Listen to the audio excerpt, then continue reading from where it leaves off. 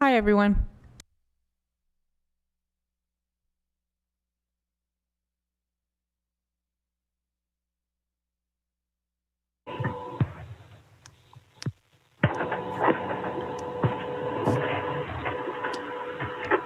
Hi there. Okay, if we're all here, can we convene the General Government Committee meeting at 1:35?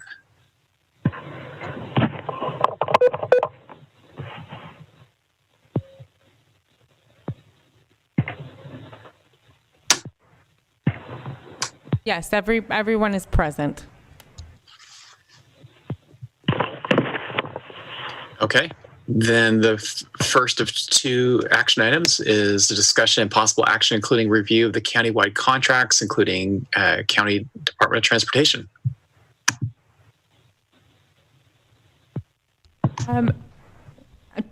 Chair Jordy, we were going to begin with 2B, if that's all right. Okay, sure. Thank you. Okay, and that's discussion possible action on the legislative platform.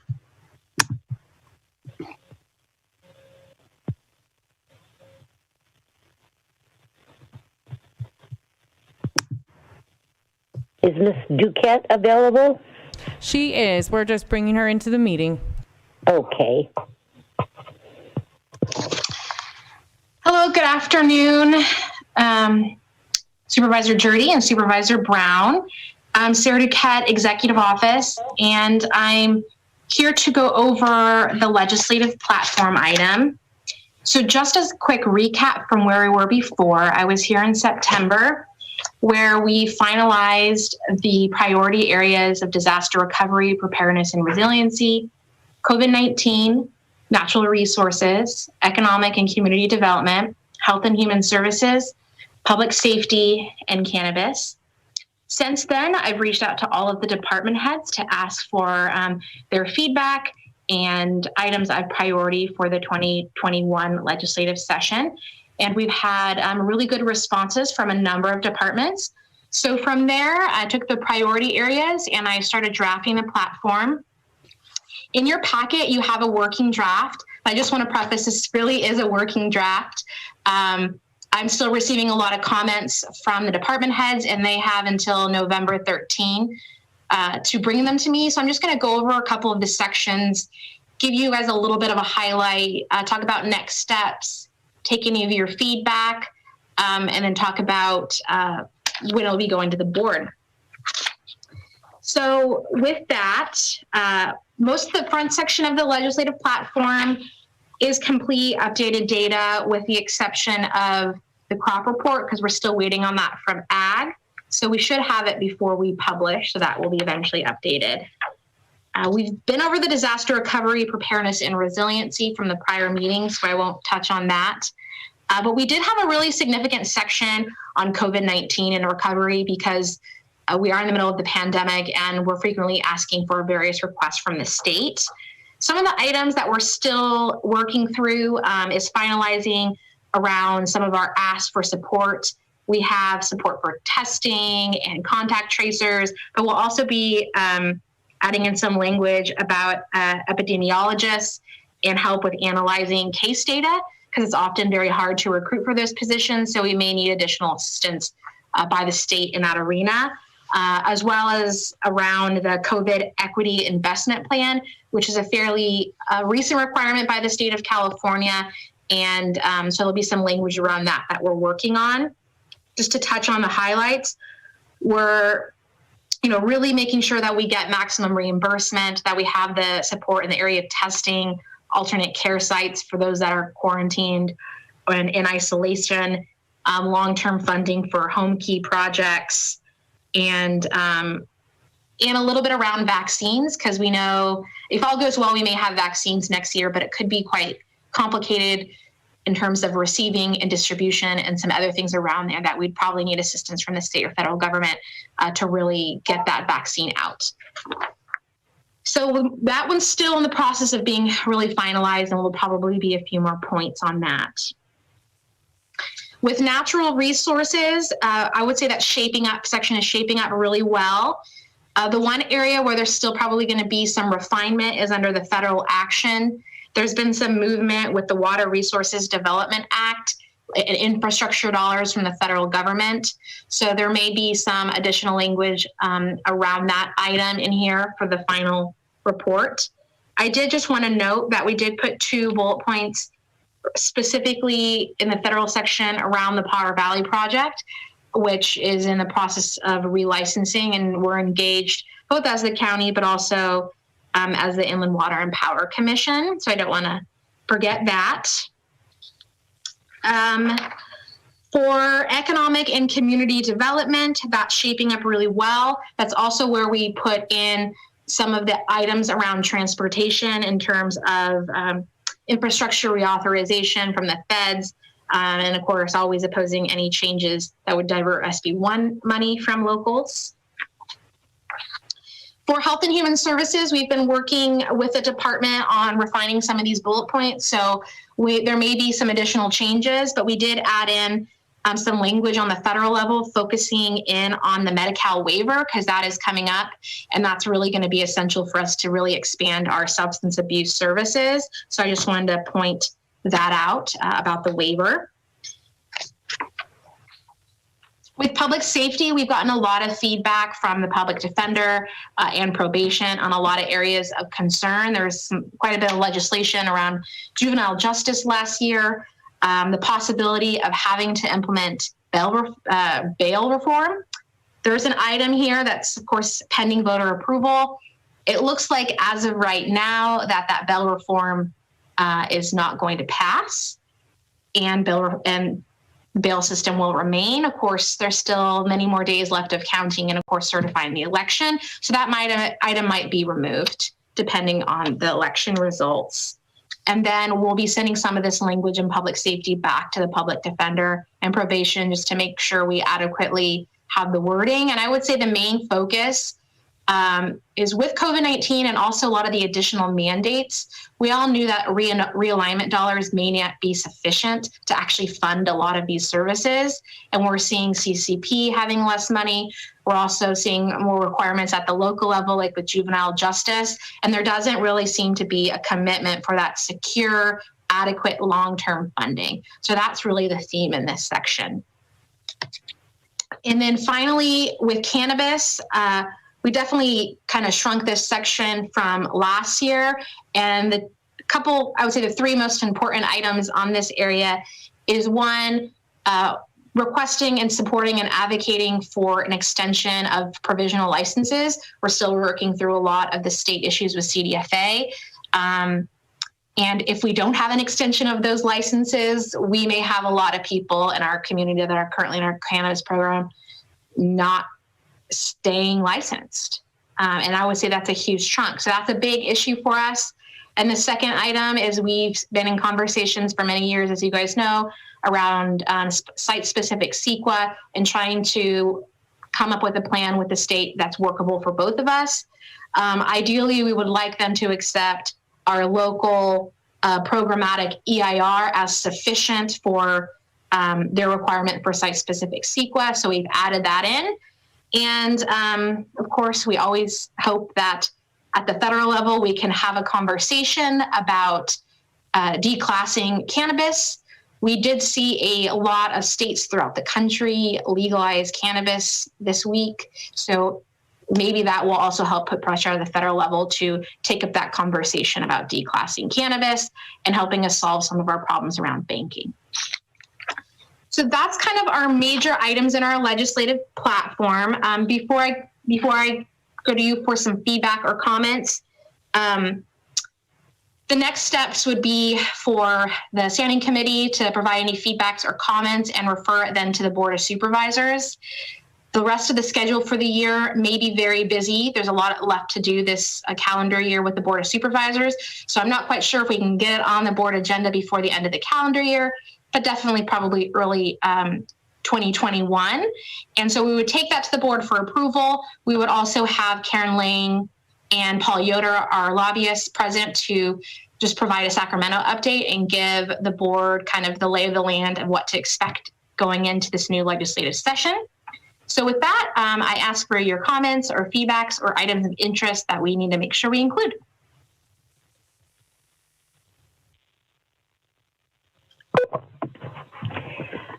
Sarah?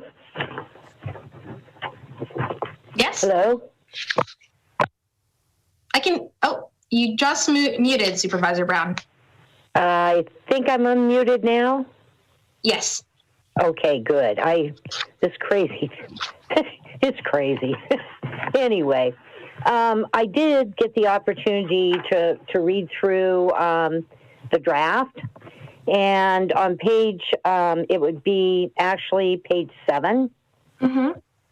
and it's under federal action. And if you go down to the third bullet point, in that advocate for, in that sentence, we have in navigating, applying. So we just need to fix the language on that. Mm-hmm. If it stays in that way. And then moving on to 8, and this is natural resources.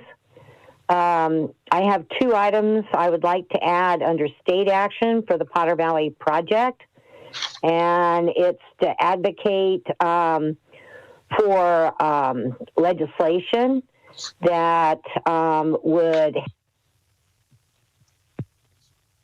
address the formation of a governing authority for the project. That is something we need to do. And then also another bullet point would be to assist IWPC or assist the project in state funding, to look for state funding, advocate for state funding. I'm not sure how you would put that, but those are 2 points. And then moving on to page 9, I don't know if this is important under state action, and I'll sure defer this to Supervisor Jurdy, but our Potter Valley East Road project is still on hold with the California Transportation Authority. We've put a lot of money into that, and maybe Howard will be able to ask my question or answer my question when he comes on.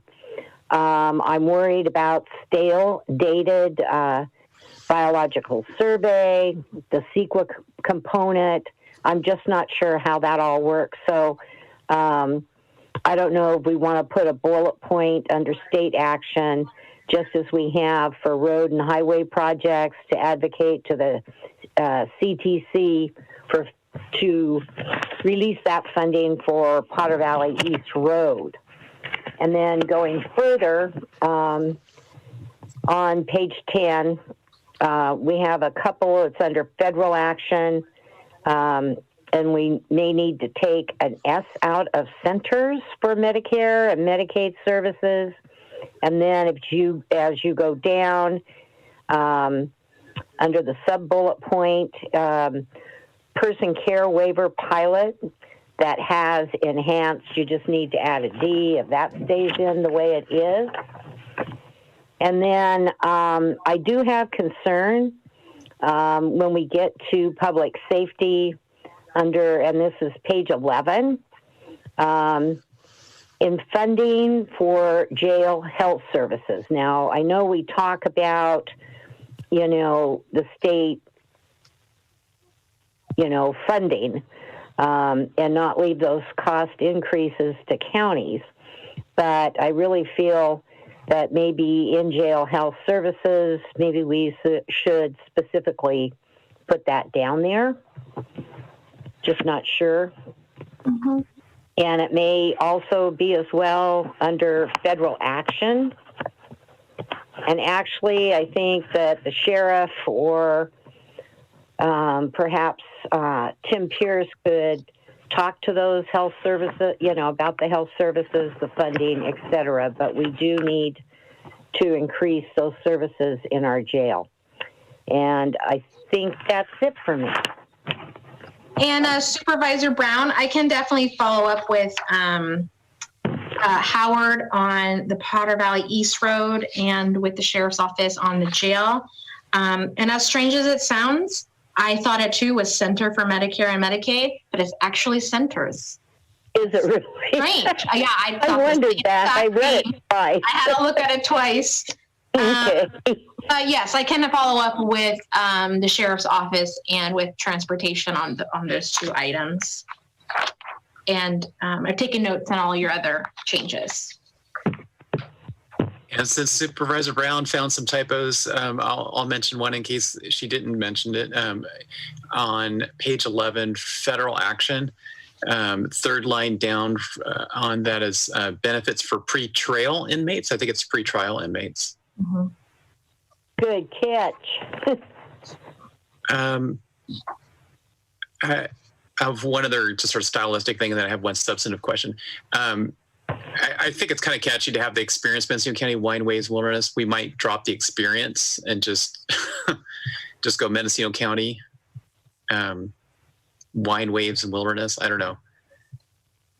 I mean, I know we're playing off the promotion for the county, but I think it's really just, that's just sort of a paragraph about the geography of the county and that kind of thing. And the substantive question I had was, I think, you know, the Williams NAC's a great program, and we've got some requests on that. But for those of you who know more about the program than I do, is it a state limitation that my understanding is that we have some small, you know, vegetable farms that are producing vegetables for the farmers market, and they're too small to get any kind of tax benefit under the Williamson Act. So is it a limitation set by the state, or is it just the way Mendocino County implements it? I'm just wondering, do we need to request that there could be a provision for allowing people who have truly small, you know, working farms to be able to get into the Williamson Act, even if they are only, you know, cultivating like an acre of fruits and vegetables or whatever they may be doing?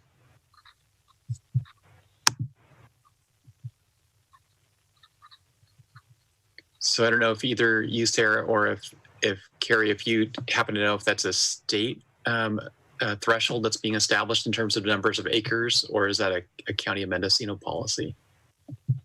I'm not sure. I am not positive, but I can do some research. And if it's something that requires a state ask, we can modify the language. But I'll have to double check if we have the ability to allow people with a smaller acreage to participate. And Supervisor Jurdy, I'm not certain, but I believe that there is a minimum acreage in the state statute that may or may not correspond with the Mendocino one. But my recollection was that was a feature of the Williamson Act. Okay, you kind of dropped off, Christian. I think you have maybe less than perfect internet service. But anyway, so yeah, so I just would like us to, if it is a state change, I'd like us to at least advocate for it, because it's, you see people struggling at the farmers market, and I would like to be able to do something to help them. And it seems like that may be something that could help them. We can definitely do some research, and I'll touch base with County Council to compare what's in the state with what we have, and see if we can add some language around that. Overall, I'm pleased with the way you were able to condense this into fewer pages. I think brevity is probably helpful on something like this. Yeah, and it's still definitely a working draft. We have some things to still work through and change, but we're moving along quickly to get this done by the end of the year. And this, despite of, the many challenges that we're facing right now. So do you need anything from our committee? Can we recommend approval with, corrections and suggestions made today? Yeah, if you can provide direction to incorporate your changes and changes coming from the departments and finalizing the documents and refer it to the board, then that would be our next step. We'll take it to the Board of Supervisors. Okay, Supervisor Brown, do you agree with that? Sure. It would meet our timelines that we usually try to pass something in December. I'm okay with that. Okay, with any luck, we can get this on the agenda in December. And then I just want to ask staff, Sarah, do you feel comfortable by doing that, or would you like to have one more general government meeting to go over it? I feel pretty comfortable with what I've heard, and I'd be happy to follow up on specifics. But I think I have what I need, and I believe that we can get this finalized before Thanksgiving. And then I'll work with the clerk of the board to see what's reasonable in terms of it coming back based on the board's schedule through the remainder of the calendar year. Like I stated, I hope it could come back, but there's a lot of items coming before your board in December. So we'll do our best for December, but it may also be January. I don't know. What are the rules? Can I come back and talk about it? I'm teasing.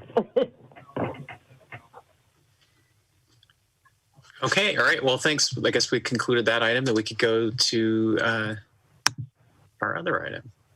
Great. Thank you. Okay, that would take us over to item number 2A, which is discussion and possible action, including review of all countywide contracts. And this discussion is specific to the Department of Transportation. Okay, can you hear me, Supervisor Jurdy? Yes, we can hear you, Howard. Okay, so I don't know if Christian will let me. If you would like, I could briefly answer Supervisor Brown's question about East Side Powder Valley Road from the last item, or I can just call her later. Why don't you go ahead right now? All right, so I don't know if Sarah's still on, but basically the concern about the environmental studies getting stale is not a problem at this point. The native oak thing is taken care of forever as far as the water board's concerned. When we got the land trust easement to preserve the oaks over off of Powerhouse Road, and that's done forever. The other item that took us forever, and we did just get the Army Corps of Engineer permit confirmed, has to do with SHPO, with artifacts. So the bad news on this, Carrie, is it's really not something that STIP is holding up anymore. We have enough STIP money from what Phil Dow set aside for us a lot earlier, probably 6 or 7 years ago now, to build about a mile of the 4 miles. And the Army Corps permit is fresh. The problem is with the archaeological site. So what I've decided to do, because that STIP money will go away and it is programmed for 21-22, is build from Hopper's Corner to the bottom of Spencer Hill to right about where Mid Mountain Road is. That'll take care of all the dangerous corners, along past the old Eddy property and the Bevins property, old Bevins property. And then the rest of that project is really not going to do Sarah any good to advocate through STIP, because MCOG's TAC has pretty much said they're not going to support that project for any more STIP money. So I will try again to get money through FLAP, the Federal Highways Federal Lands Grant Program, FLAP. And that grant cycle comes up this fall. And if I'm going to get the $7 million I need to finish the last 3 miles, it'll be through that. So when I talk to Sarah, I might say we could put something in there about pursuing FLAP, but I don't believe it's earmarked at this point. It's competitive, so we're just going to have to try for it. And we are going to get the STIP money, but it's only going to build a mile of the project. So does that answer it? Kind of, sort of. It's very disappointing of what was planned, and really funds, I think, were pulled out of it. and taken to the Willits bypass, if I remember correctly, from a number of years ago.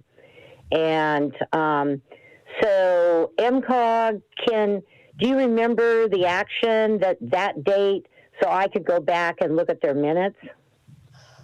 I don't really remember that. The reality of it is there is STIP money out there, but I would say at this point, the TAC and the other members of MCOG, there aren't enough votes to put Potter Valley above the projects, for instance, like 101 North State Street Interchange, the City of Ukiah's downtown plan, the Gualala streetscape. We've fallen below where we can get support for Eastside Potter Valley Road from STIP, from our own, RTPA. So I'm just going to have to look for other grants. The good news is, though, really, we're not going to be stale on CEQA or our environmental grants at this point, unless it takes a lot more years to get additional funding. So good news, bad news. So Howard, I mean, correct me if I'm wrong, but I don't think the MCOG board ever took money away from the Potter Valley project. I think there may have been times where the state, because the STIP funds were overdrawn statewide, required MCOG to push out into later years when some of these projects could access the funds. Isn't that what happened? That is correct, Supervisor Jurdy. The reality is, though, there weren't, I don't know if because the project took so long, it just got more expensive. But, there was going to be, we needed additional funds we'd asked for. We didn't have support for that. But you're right, those original funds that were delayed and pushed out, we now know that we put in a request form for 21-22, and I do intend to try to build that, what I consider the worst mile, where all the sharp corners are. And I'm still going to seek the money for the other 3 miles to the south. And it's not good news. And I get to speak at the Potter Valley Garden Club in January, so I'm sure I'll get roasted, but that's pretty much the reality. Good luck. Yeah. Yeah. Because Okay. it's really shovel ready. Yeah, it is. Okay. All right. So now I guess I need to go with the item we're on. I apologize for that, but That's all right. Thank you. yeah, well, it's just easier sometimes to deal with that. So Steve Dunnicliff had asked me to talk a little bit about, you have a list of all the DOT contracts, but he wanted me to just open with some kind of an overview. And pretty much the kind of contracts DOT does are for specialty professional services for construction. And this particular list that you have also includes the leases for hangars. And so if you see things that say RV or LT for Round Valley or Little River, those are hangar leases. But pretty much all the other contracts, and I mean, after I'm done with this general introduction, I'm happy to go through contract by contract. But as a general thing, you're going to hire specialty engineers, like structural engineers to design bridges, geotechnical engineers that are going to do specialty investigations for us. We sometimes, when we have a lot of right-of-way to get, we'll hire appraisers and different other title people that can do work that maybe our staff has the capability of doing, but if we have a lot of it to do, we need additional resources. So typically those professional services agreements are on projects that have grant funds, either state or federal. And there's requirements that when you use state or federal money, that you do a qualification-based selection process for professional services. So, we have to solicit multiple proposals. Then we have to evaluate those proposals and select the most qualified proposer. And then we begin negotiation on the actual fee that they would charge. If that fee seems unreasonable or excessive and we are unable to negotiate it to something reasonable, then we can go down the list with a second most qualified professional. But that's why you'll see multiple contracts with, say, the same engineering company, because often, because our grant funder funds project by project, they want to see this qualification-based selection process every time, because they need documentation under the Code of Federal Regulations or even under the state codes that deal with this, to show that you went through that qualification-based selection. The other general classification of contracts that we have are construction contracts.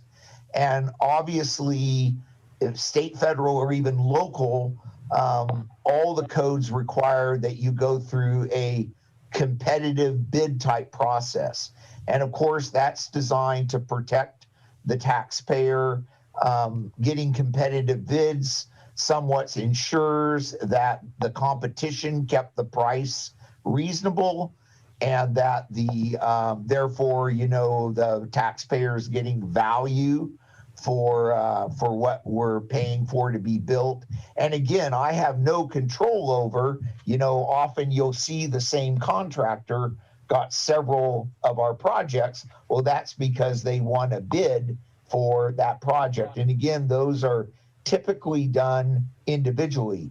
There are times, if I have the same grant source and the same type of work, that I'll put several projects in one bid solicitation. I am able to do that. And sometimes for efficiency, I will do that. But many times, if the work is just a little different or it's a different funding source, I have to break those up. And, that's why you'll see a lot of repeat names. So that's quite a bit there. I don't know what else, other questions you might have, or if Steve had other things he would like me to generally address, but that would be my introduction. Mr. Chair? Go ahead. Thank you. Going over it, actually, I was very impressed with how you lay it all out. It was easy to follow, but your categories certainly could tell someone just exactly where you are on these. So I wanted to say thank you and well done. Thanks. In your bookkeeping.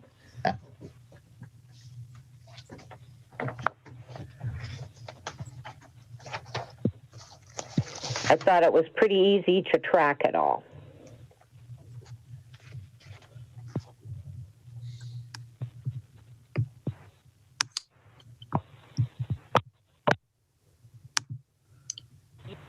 Well, I think just generally, this request for review of all the contracts wasn't necessarily for us to get too in the weeds about the different contracts, but just to, I guess, check in with the departments to make sure that they don't have, problems with carrying over funds from one year to the next, or obligating funds twice for two different projects. Do you feel that your department is, managing the contracts well? Do you have any concerns about the way your department's managing contracts? I guess just put it back to you, Howard. I mean, wow. I feel like we do a pretty good job of managing these contracts, that especially the ones, and almost all of them are grant funded, because our grant funders require copious records because they're all subject to audit. And we have a pretty strict regimen that kind of forces us to stay on track, particularly with the grant funds. And I would add, that's true for the airports. I talked about roads and bridges, but the same is true for construction at the airports. That is either state or federal funds quite often, a small local match. But it's a blessing and a curse. The federal government can drive me crazy with all their paperwork. On the other hand, all that required paperwork somewhat forces you to do a fairly good job of tracking things. So let me just use an example: contracts that behavioral health manages, and then contracts that just I think just general health and human services manages, because in some cases they have those two different arms of health and human services has contracts with the same entity, and they want to make sure by doing this comprehensive review together that they're ensuring that that they're not paying in some way for the same service twice, and that they can just make sure they're leveraging their funds as much as possible.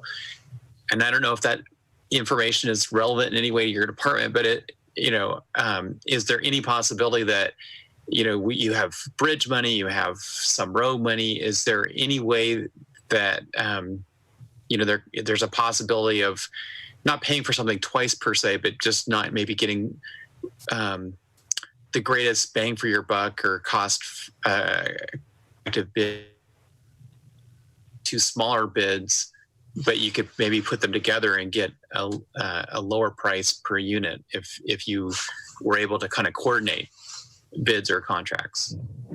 No, that's a good point. I guess the advantage I have over the agency is I've got, I think I'm down to 62 people now, and that's only, I think I've only got 19 people inside doing this kind of work, versus the agency where I think they've got 600 people. So it's a little easier for me to stay on top of. I would say the contracts where we, like I said, most of our contracts are specific to a grant and a project. We do have some blanket contracts, geotechnical services, services for environmental. For instance, we'll have retainers for biologists, retainers for archaeological services that we write work orders for.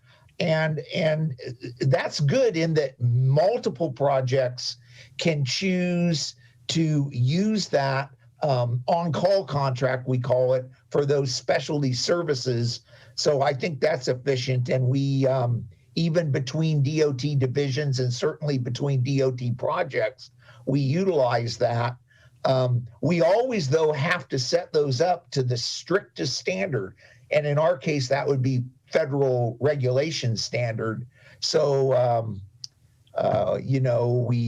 we do things like that for categories of specialty work. I think that's what you're asking. So I think that's the answer.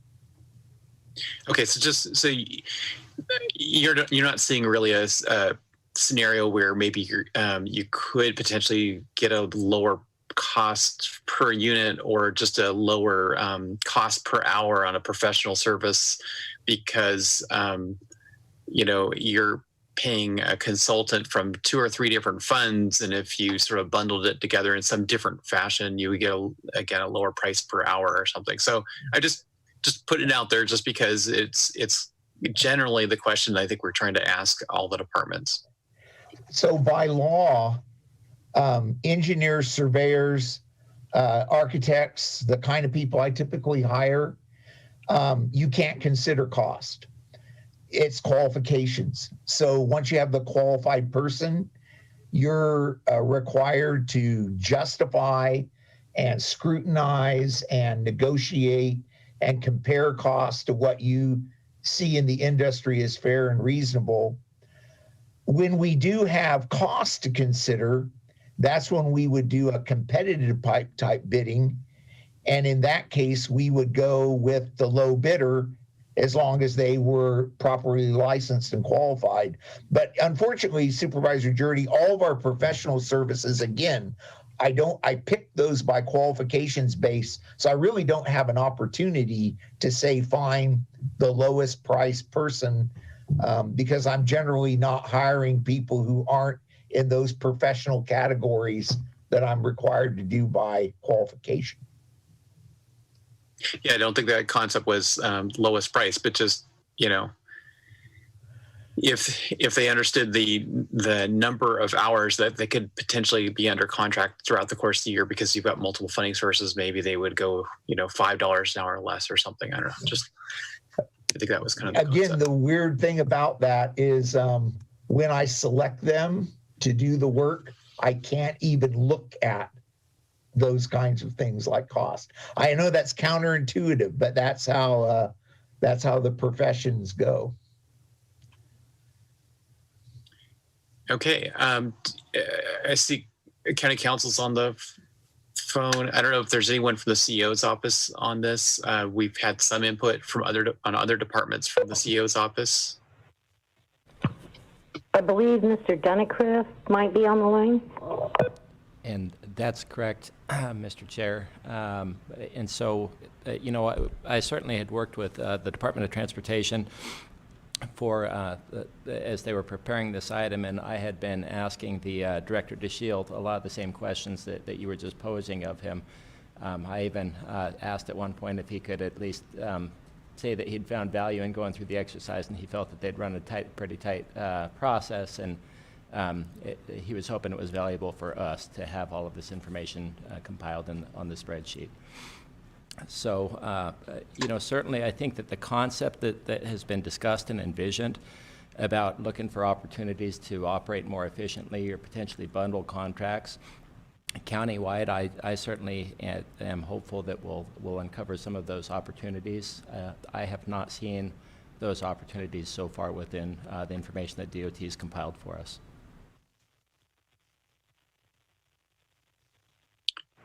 Okay. All right. So we can receive this information. I'm not really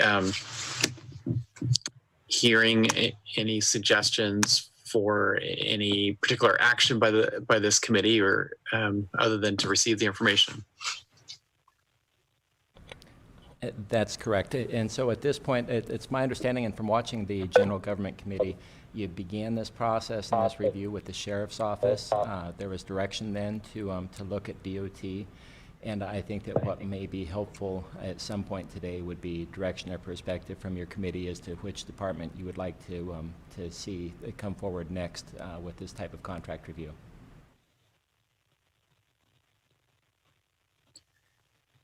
Well, again, my understanding is that Health and Human Services has already begun the process of reviewing their contracts. I don't know if they would be ready to present to the General Government Committee in January or February, but maybe they would.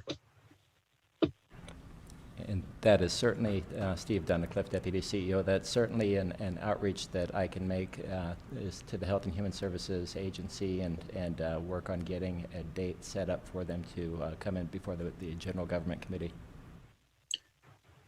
Do you happen to know if there's another county department that's a bit smaller than HSSA that could present if we were to have a review in December? I certainly believe so. So Steve Dunnicliff, again, as long as there was time on the calendar for a review or discussion in December, certainly HHSA is the biggest agency and would be the most complex review process. But if it's the intent of the committee to be looking at every department, I'm certain that there's going to be some smaller departments that could be worked with to come forward. I think I don't know, maybe Supervisor Jurdy, you remember, but the direction of our colleagues when we were assigned this task. I remember that they supported and that we do this review. I don't remember really getting direction on as to like a priority of the departments, other than going with fairly large departments being the primary focus. But is there something you want to add? No, I just couldn't quite remember what the direction was, other than for every department for the General Government Committee to do a review. And so I look at HHSA, but I also look at Planning Department. Both of those, I think, would be fairly large. might take more than one meeting. And my time is short, and you'll be chair next year, so others will be sitting on general government. I'm just trying to think of what other department we would want to go through. Chair Doherty? Yeah, please go ahead. Hi, this is Deputy Clerk Lindsay Doherty. I just wanted to affirm and confirm that I believe the direction that was given was simply to just start with the sheriff's office, which we did. And then I don't believe that there was any instruction beyond that in terms of which departments would come next to follow. So it's at your discretion. I'd just like to add one point. Maybe Mr. DeShiel would like to go and do some other work. Are you still there, Howard? I'm here, and I'll hang out as long as you need me to. So Supervisor Jurdy, my recommendation is that I feel everything is well done following these contracts with Department of Transportation. And I think we should report out at the next board meeting. And if you feel differently, that's fine. And just state it, and then we can let Mr. DeShiel go. Yeah, certainly. Howard, hope you have a productive rest of the day. And I think we're through this. We'll report out on your department, and we could keep discussing just a little bit further what's the next actions for this committee on other departments. Thanks. Thank you. Bye. What do you think about cultural services, that particular department? I think we could. The issue is if they don't have a department head right now, or they have it. I mean, they have an acting, I guess. Might be a little bit difficult. I mean, I agree. Planning and building should have a good number of contracts, and maybe they can be ready to present in December. I'm not sure. Steve, are you the contact between CO's office and planning and building? Chair Jurdy, that's correct. I am the contact, and it's also possible that probation. Certainly your committee looked at the sheriff's office, and there may be kind of a logical connection to look at probation as well. So whether it's probation or planning and building, the executive office can certainly work with these departments and get some of them lined up to complete a review and come before the committee. And probation also has juvenile hall, correct? That's correct. So, Mr. Chair, I'll leave it up to you. Well, I'd be happy if we meet in December. I think the issue is we want to make sure that there's enough material to really, that